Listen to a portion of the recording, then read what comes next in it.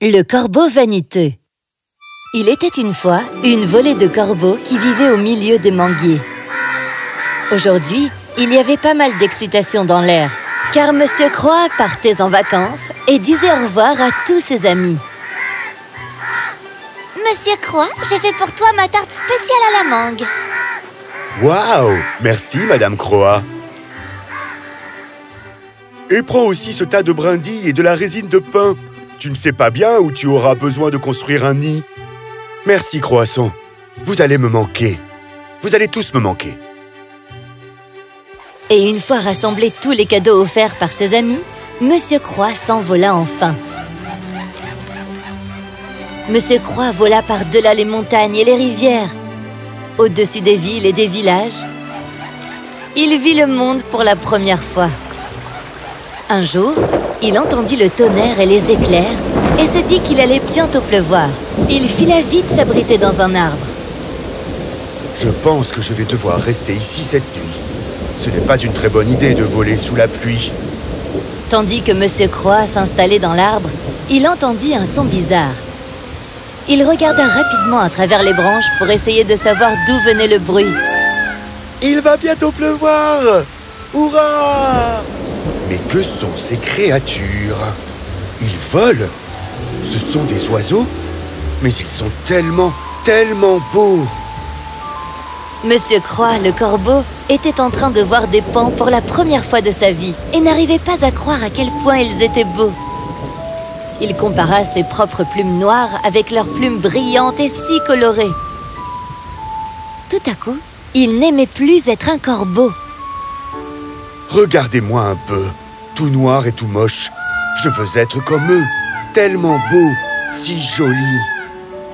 Alors Monsieur Croix observa les paons jour et nuit. Il ne pouvait plus penser à autre chose qu'à devenir un paon. Mais comment faire? Il se mit à manger des baies comme eux, à danser comme eux, et un jour, il eut une idée. La belle plume de paon que voici. À partir de ce jour, Monsieur Croix commença à récupérer les plumes de paon qui tombaient. Quand il en eut récupéré assez, il prit la résine de pin offerte par Monsieur Croasson et colla ses plumes sur sa queue.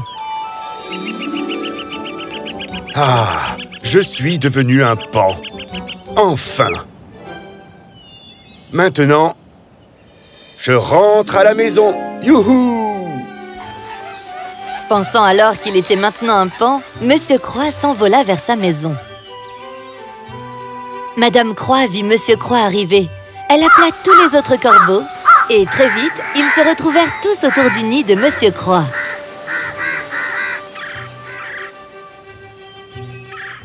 Bienvenue, Monsieur Croix. Comment c'était vos vacances? Vous nous avez manqué à nous, les corbeaux. Les vacances étaient très bonnes. Merci.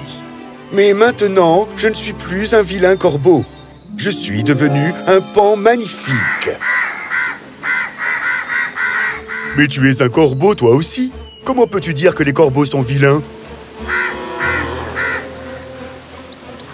Je t'ai apporté ma tarte à la mangue.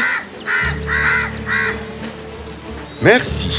Mais puisque je suis maintenant un paon, je ne dois manger que des baies.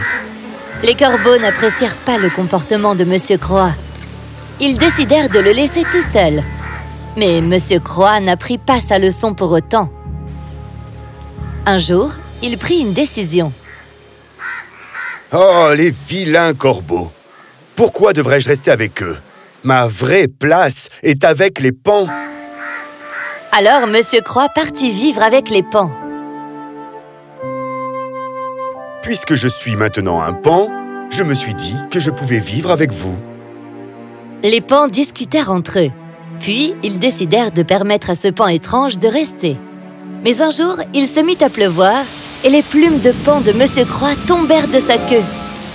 Oh! Tu n'es pas un paon! Bien sûr que si, je suis un paon. Je mange comme vous, je vis avec vous. J'ai même des plumes brillantes et colorées comme vous.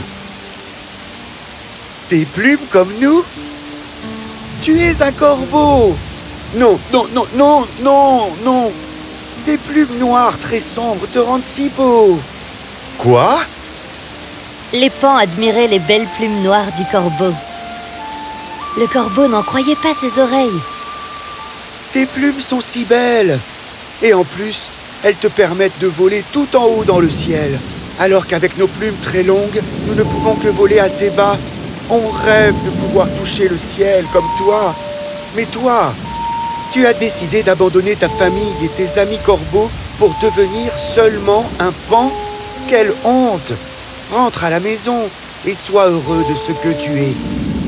Monsieur Croix finit par réaliser qu'il avait été ridicule et rentra à la maison. Bonjour, Madame Croix. Je sais que tu es en colère contre moi, et je le mérite bien. J'ai essayé d'être quelqu'un que je ne suis pas, et en cours de route, j'ai perdu ma famille et mes amis aussi. S'il te plaît, pardonne-moi. Est-ce que tu veux de ma tarte à la mangue? Bien sûr, s'il te plaît. Je suis si fatigué de ne manger que des baies tout le temps. Je m'excuse auprès de tout le monde. Je suis un corbeau, et peu importe combien de plumes je colle, je serai toujours un corbeau. Content que tu sois revenu. En s'habillant comme quelqu'un d'autre, en copiant son style de vie et ce qu'il mange, on ne devient pas cette personne. La meilleure chose à faire est d'être heureux de qui on est, parce que peu importe qui on est quelqu'un de spécial. Et on est mieux que les autres à notre façon.